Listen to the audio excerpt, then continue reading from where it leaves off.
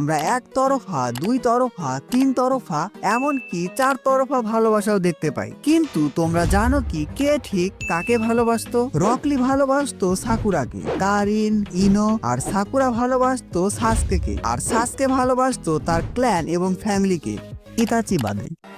今の俺のこの目に見えているのはイタチ、あんたの死に様だ。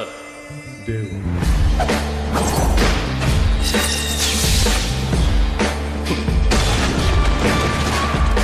そのシャリンガン、お前はどこまで見えている？俺の死に様か。 এর মধ্যে রকলি বিয়ে করেছে আজামিকে। যারা তাকে চিনো না তাদেরকে বলছি, আমিও তাকে চিনি না। ইনো সাসেকে না পেয়ে সাইকে বিয়ে করে, কারণ সাই সাকুরাকে সবচেয়ে ভালোভাবে রোস্ট করেছিল। I like everyone, even you, ugly.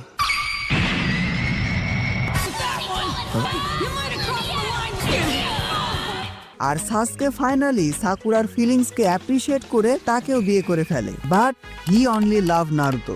একবার ভাবো, সারাদা যদি সাসকে এবং সাকুরাকে জিজ্ঞেস করে তাদের ফার্স্ট কিস কে করেছিল, দুজনই বলবে নারুতো। এরা একজনকে ভালোবেসে অন্যজনকে বিয়ে করলেও হিনাটা সারা জীবন একজনকেই ভালোবেসে এসেছে আর তাকেই বিয়ে করেছে।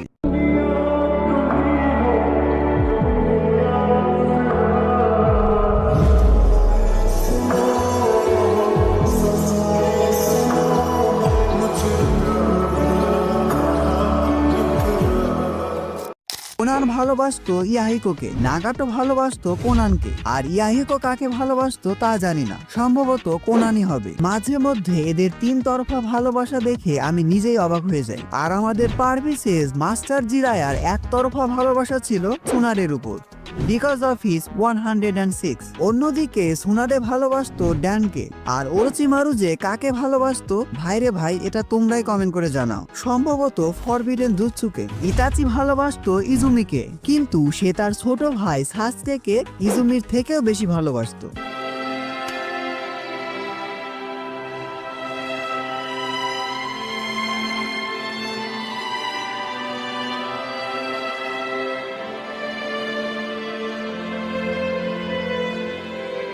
許せ、サスケ。これで最後だ。 আর আমাদের ব্রোকেন হিরো ভালোবাসতো রিনকে, আর রিন ভালোবাসতো কাকাশিকে। অন্যদিকে কাকাশি ভালোবাসতো মাস্টার জিরার লেখা মেকআউট ট্যাকটিক্সকে। তবে এইসব প্রেমের সম্পর্ক থেকেও নারুতো এবং সাসকের ফ্রেন্ডশিপ, মাইট গাই এবং রকলির স্টুডেন্ট এবং